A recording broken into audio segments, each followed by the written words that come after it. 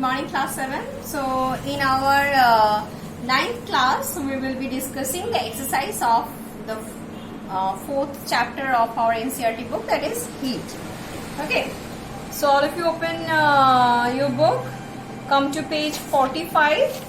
Over there the first question is state similarities and differences between the laboratory thermometer and the clinical thermometer. So you have already written the differences between the laboratory thermometer and the clinical thermometer, and I have suggested all the rectification over there, but for your clarification let me once tell you the main points of the difference between the clinical and laboratory thermometer. So the first point, so I will be telling like this: the clinical and then the laboratory. So first point under clinical thermometer is that it has a very short range of temperature, that is from 35 degrees Celsius to 42 degrees Celsius. Okay. The next one is in the same point what we can write for the laboratory thermometer. It has a long temperature range, that is from minus 10 degrees Celsius to 110 degrees Celsius. The next one is point 2 under clinical thermometer. Value of one small deviation or the least count, which is also known as a least count, is either 0.5 degrees Celsius or 0.1 degree Celsius.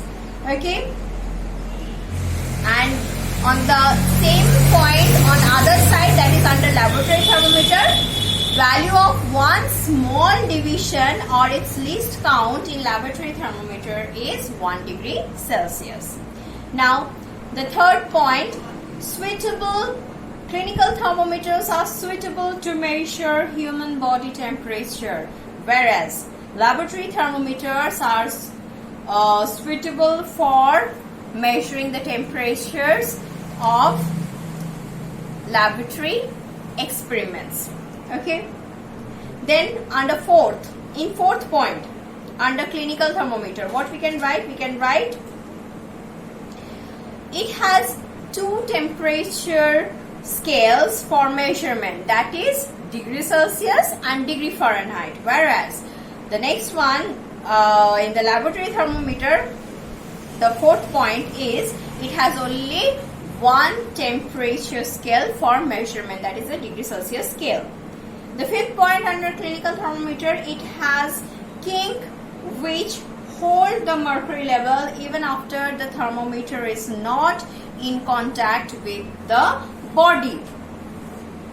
But in the same point under laboratory thermometer is laboratory thermometer does not have kink, so mercury level starts falling when it is detached from the object.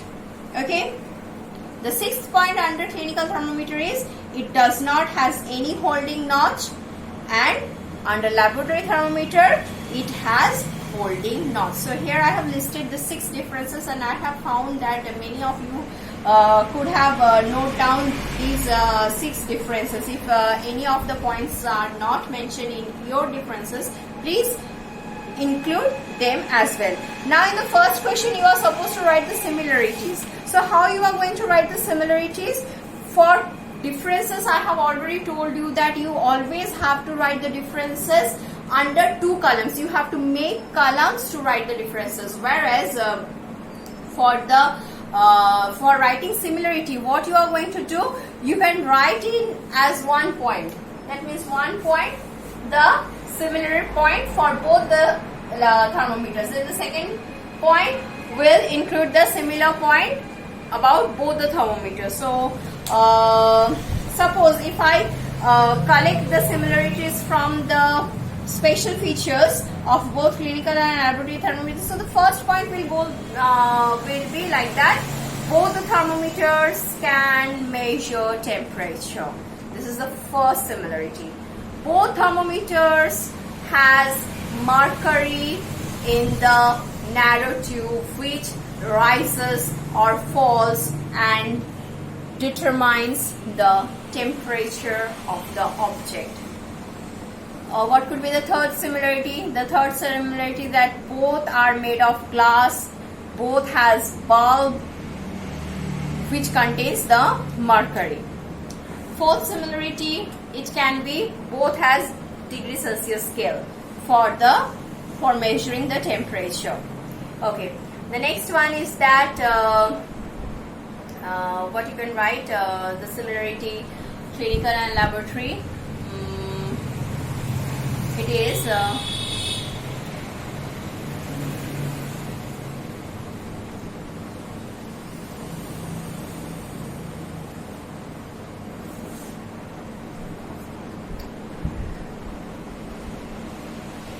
okay, these are the three main similarities you can write. I cannot think of any. If I can find any more similarities, I will tell you in my next class.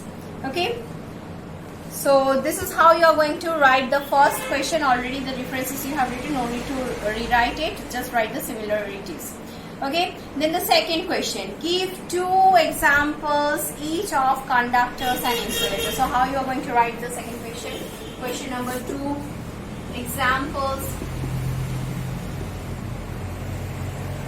of number 1, conductor A, B.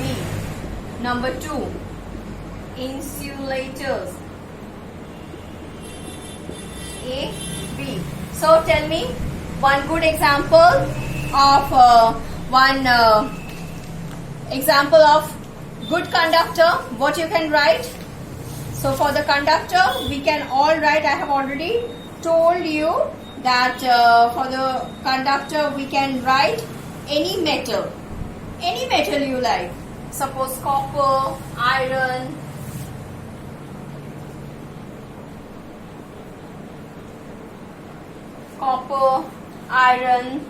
so these are the good conductors. Then insulator, obviously wood. And I'd like to I'd like the answer if you mention either air or water even. Okay, one or two friends you have asked, two friends of your class have asked me about the non-metal. I have answered it. Okay, so you can find the carbon. That is a non-metal, but it acts as a good conductor. So the next one, fill in the blanks. Question number 3. Fill in the blanks and the answers you will write. You can write it in book. No need to write it in copy. The first question is that the hotness of an object is determined by its, what is that? By its temperature. So for you I am writing the answer.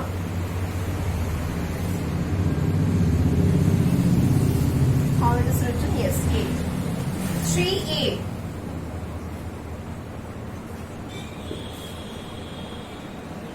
So it is, the hotness of an object is determined by its temperature.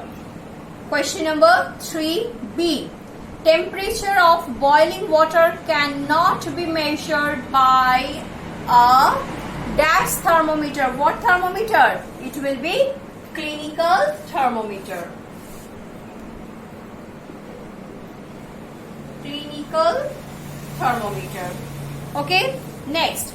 Question number 3C. Temperature is measured in degree as they have mentioned it. So you will write degree Celsius or degree Fahrenheit. So write it down. You will write it in this way. Celsius or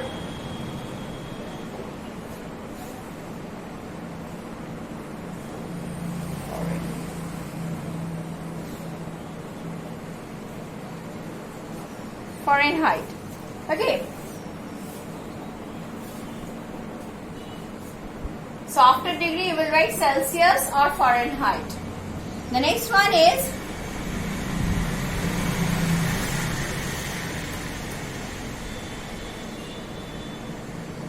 turn to the next page, page 46. Over there you will find that no medium is required. No medium is required for transfer of heat by the process of obviously this is radiation. By the process of radiation. Next, a cold steel spoon is dipped in a cup of hot milk. It transfers heat to its other end by the process of. So, in a spoon from one side to the other side. Conduction.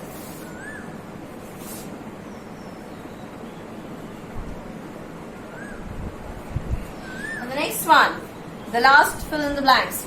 Clothes of dash colors absorbs heat better than clothes of light color. Obviously, once at the end they have written it is light colors, obviously dark colors. Clothes of dark colors absorb heat better than clothes of light colors. So you are going to write it as dark.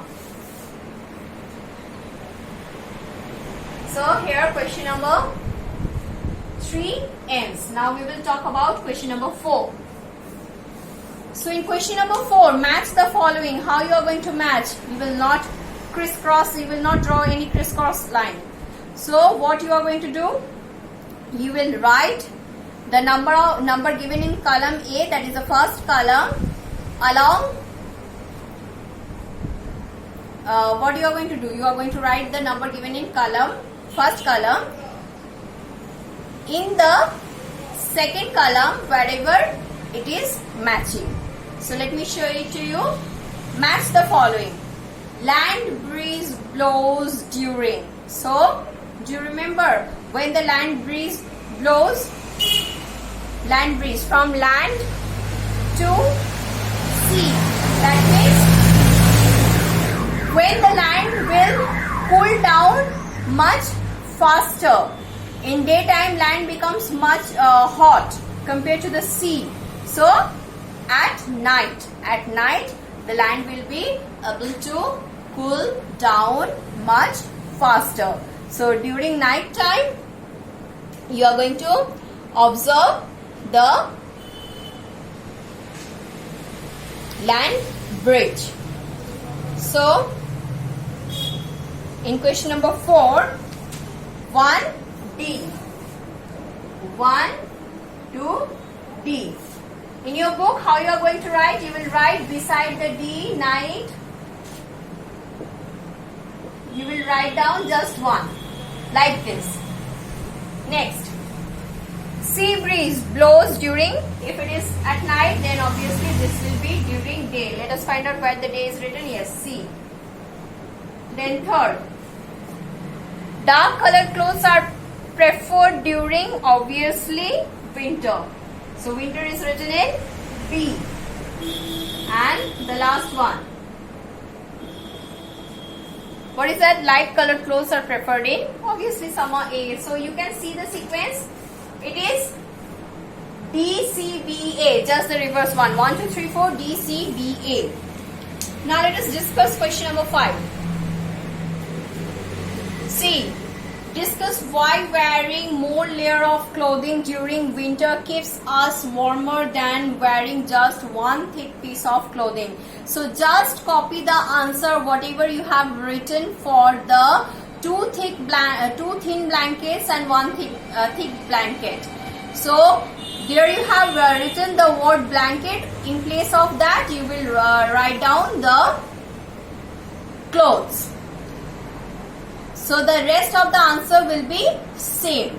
So that means how in place of wearing one thick piece of cloth, it's better to wear two thin clothes, layer of more layer of clothing. Here not 2 is not mentioned. More layer of clothing because they will trap extra layers of air in the gap of between each two clothes. Okay, and air is a bad conductor of heat, so it will trap the body warm inside and we will feel warm. Okay, now question number 6. In question number 6, you have to draw the figure.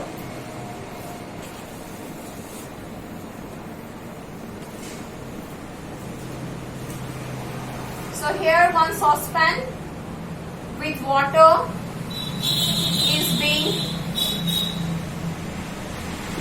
heated on a burner.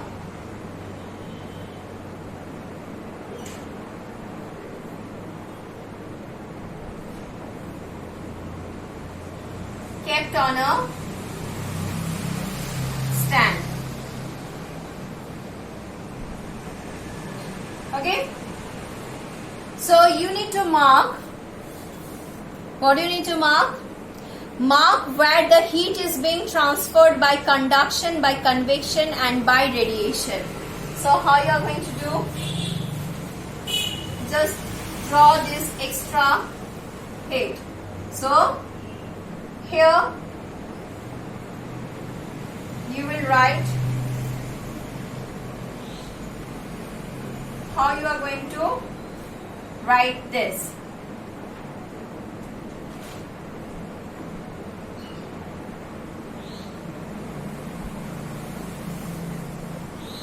Conduction. Circulation. So some circulation.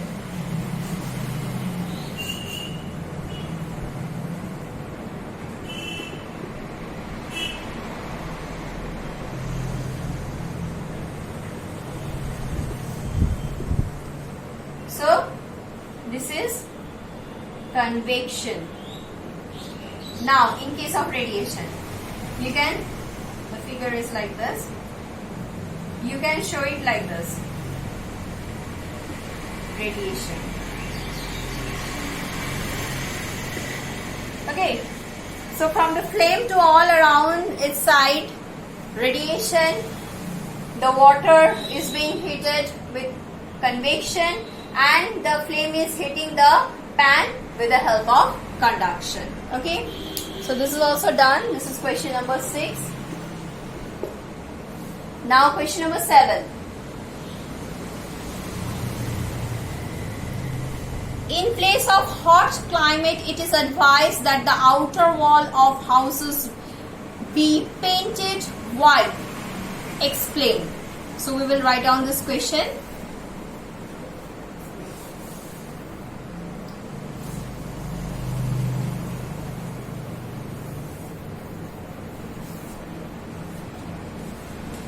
Question number 7. In places of hot climate,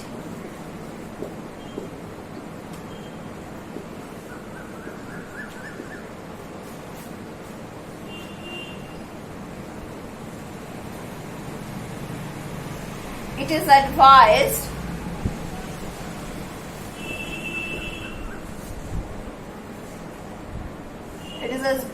that the outer walls of houses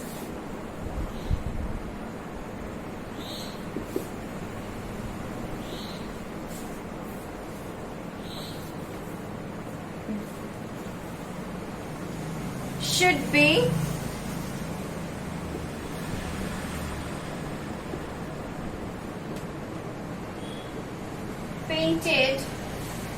painted white because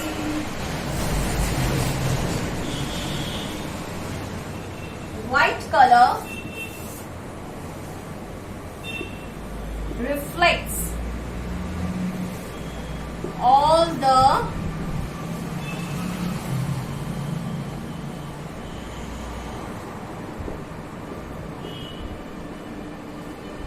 Visual colors and hence rejects the heat associated with them.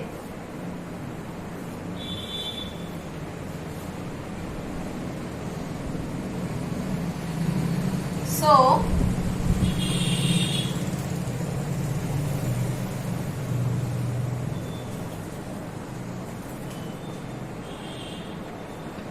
a house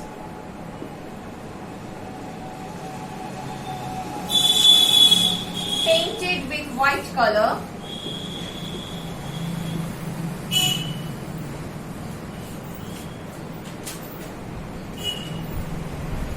absorbs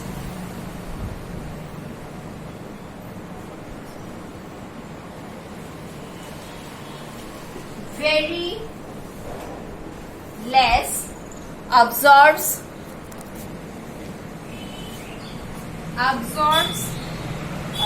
very less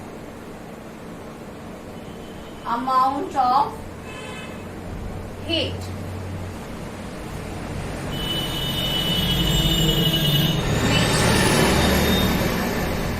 helps to keep the house cool during hot climate. So how you will write? In places of hot climate, it is advised that the outer walls of houses should be painted white because white color reflects all the visual colors and hence rejects the heat associated with them. So a house painted with white color absorbs very less amount of heat, which helps to keep the house cool during hot climate. Okay. Now the next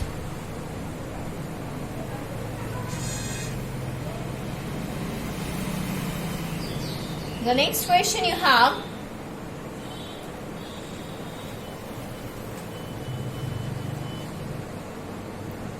yes, question number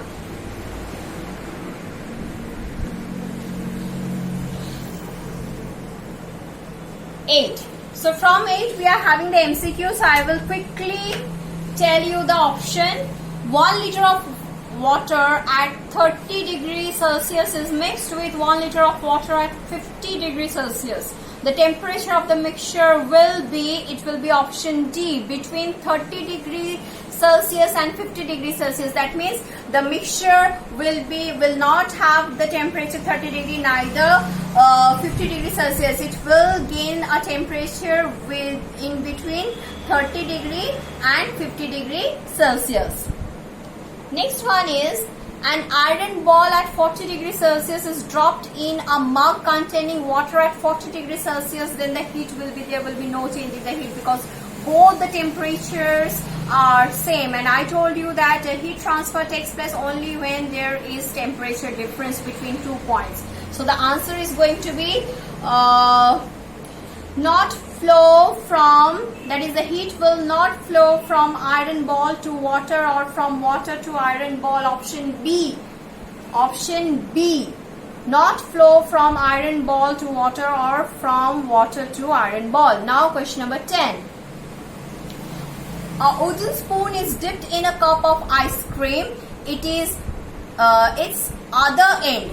A wooden spoon, wood is not a good conductor of heat, it is a poor conductor of heat. A wooden spoon is dipped in a cup of ice cream, its other end does not become cold. Option D. Option D does not become cold because wood is a bad conductor of heat. That's why the wooden spoons are given to eat the ice cream. Otherwise, you will feel hold in your finger. The last one, the stainless steel pan are usually provided with copper bottoms. The reason for this could be that, let me read the options. Copper bottom makes the pan more durable. No. Such pans appear colorful. No. Copper is a better conductor of heat than the stainless steel. Yes.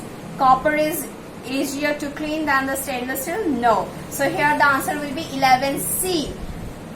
The stainless steel pan are usually provided with copper bottoms. The reason for this could be that copper is a better conductor of heat than the stainless steel. So here the chapter ends along with the exercise. Please go through the chapter properly and do the exercise. Write it down in your copy. In the next class, I will start the next chapter. That is wind, storms and cyclone. Till then, please revise the chapter of what we have learned. Okay, take care. Bye.